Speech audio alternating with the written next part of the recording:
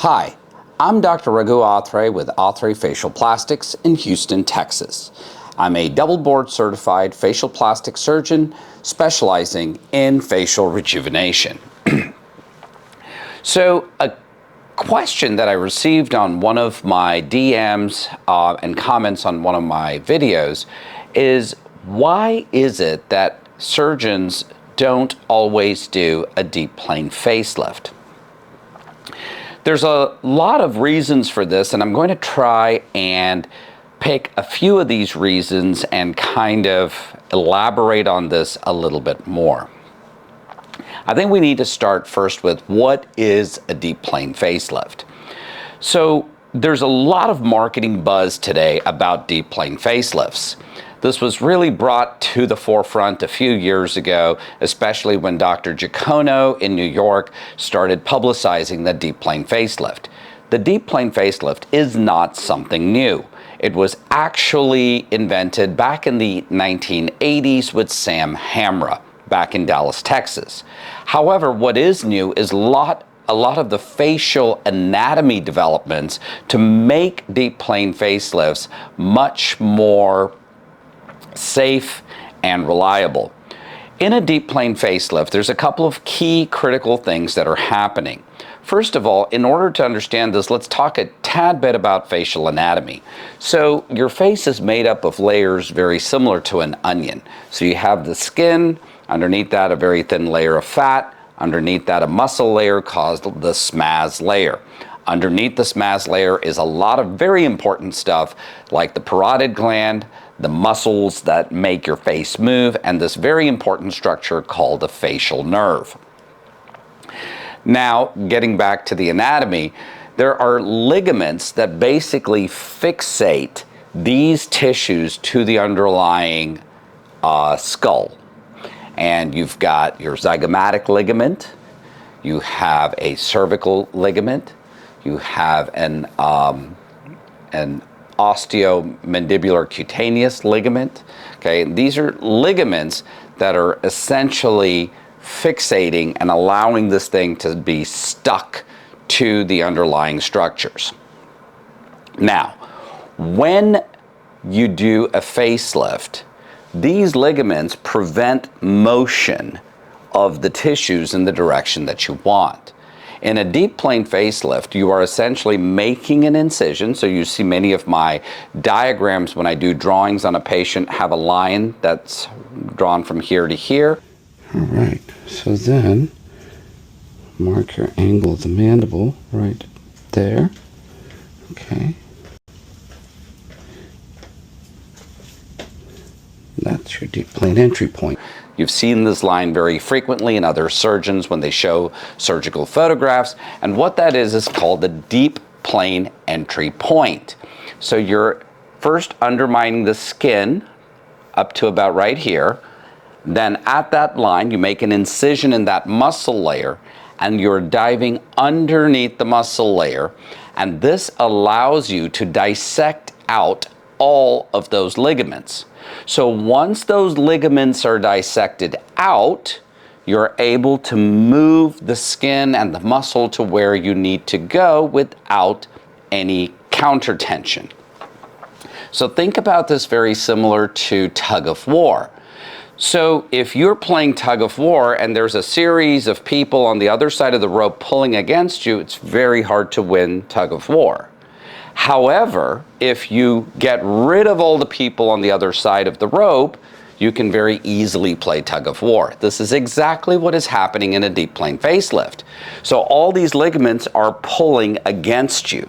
So if you have the capacity to release those ligaments, you can then pull that skin and muscle to exactly where you want and win the tug of war battle. However, let's for 1 second go back in time. One of the things I told you in the facial anatomy section is underneath the muscle layer is where all the stuff is. Parotid gland, facial nerve, nerves of facial movement. Okay, this one fact is the primary reason why a lot of surgeons do not do a full deep plane facelift. In order to do a deep plane facelift, you need to be intimately familiar with all of that anatomy, where it is, and be able to dissect it effectively, efficiently, and predictably, and minimize the risk of complications.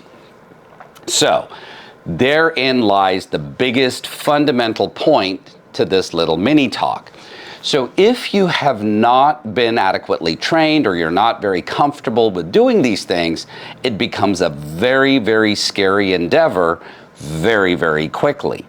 So in a usual deep plane facelift, as I am entering the deep plane, I can see all the structures. I was trained as a head neck surgeon.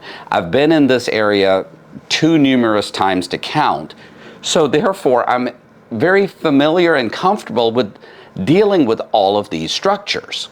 Now, if you haven't done it with that degree of familiarity, then all of a sudden this becomes very scary and the risks go up. For that reason, we have a little bit of an issue here. So some surgeons, what they do is they say, yeah, I'm doing a deep plane, and they make an incision in the SMAS and dissect a little bit underneath the SMAS and say, hey, yes, that's a deep plane because I went underneath the SMAS. That's not the full story. The full story, if you really want to do a deep plane facelift, you need to be going all the way underneath the deep plane. So in almost every deep plane facelift that I do, or actually every deep plane facelift that I do, I am able to take my finger and push all the way, touch the nose, and make this sweep without any obstruction. So there is nothing playing tug of war against me. I recently did a patient who had had surgery previously, was unhappy with the results, and we did a revision facelift on her, and her prior surgeon had told her she had had a deep plane facelift. When we got in there, we found scar tissue in this area, which is expected. However, once I made the entry into the deep plane entry point, and dissected under the deep plane, there was no evidence of someone ever being there. So that which tells us very critically that nobody has ever lifted those tissues. Okay? And the results of this are as follows. When you do not do a deep plane facelift, you have to put quite a bit of tension on these muscles to hold them up. Secondarily, you also have to do quite a bit of tension on the skin to hold it up. And since you're playing tug of war, over time, what's going to happen is that tug of war forces pulling against you is going to artificially pull the tragus out.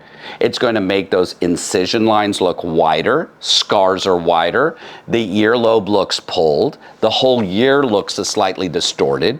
All of these are stigmata when a full deep plane release has not been done. So in her, this patient that I have just been referencing, once I made the incision and I just opened the skin, lifted the skin from its attachments, there was automatically a gap of approximately over a centimeter. So that is how much tension was put on that skin to close that incision. So our patient here, one of the things that she always complained about, she said everything feels so tight and it feels so pulled when I move around or do anything, okay? All I've done is released everything. I haven't done any lifting, nada, just released it. And this is how much tension the skin flaps were on. This is where the skin wants to live. So what somebody did, instead of doing a deep plane, what they did is they just took this and yanked this. And it didn't survive. How long ago did you have surgery?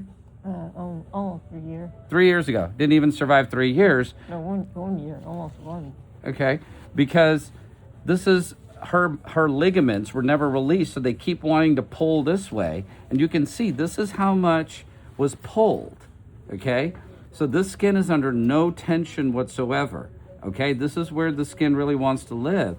So when we release all the ligaments, you'll see how much excess skin we have, and then we'll be able to close this without tension, so there's no tension on the skin, okay? But, you know, I thought maybe, I didn't know if I believed her 100%, but she was absolutely right. Look at, this is how much tension that skin was on, okay? All right. On the contrary, once we've done the full deep plane release, gotten rid of all of our competitors on the tug of war field, and lifted that flap and placed it where it's supposed to be, there's no tension on the skin. We actually had excess skin that we needed to trim in order to close the incision. Okay. So here is our deep plane that we've lifted. Okay, this goes all the way. Now, we've done a preservation deep plane and we've only elevated the skin up to here, okay? Now, in the prior video, we saw that there wasn't enough skin, but now look, when I lift all this and she smooths the skin, we actually have excess skin. So this is what was not done. And look at the corner of the mouth. Look at the whole jaw, corner of the mouth, and the cheek. I can put this face anywhere I want. Okay, all right, cool. So this is probably one of the reasons why most surgeons are kind of a little wary and a little scared of doing a full deep plane release. There's a lot of very important anatomy, and rightfully so. If they don't feel comfortable doing it, they probably shouldn't be dinking with it. So this lady, after I explained it to her, I said, you know, in all, it's probably a great thing that nobody ever went in there, because that field was virgin and you have no negative sequelae of doing a bad deep plane. So I hope this little mini lecture has been useful in terms of explaining a little bit about why we do deep planes, what's so special about a deep plane, why the deep plane looks a little bit more natural, why the deep plane is the longest lasting facelift, and why many surgeons are reluctant to do a full deep plane release. I hope this video has been useful. I hope you got something from it. If you found this video useful, entertaining, you learned something, please hit the like or subscribe button. If you have questions and such, please leave us comments, hit us in the DMs, or of course, get a hold of us through our website, www.athrefacialplastics.com. Thank you very much for watching.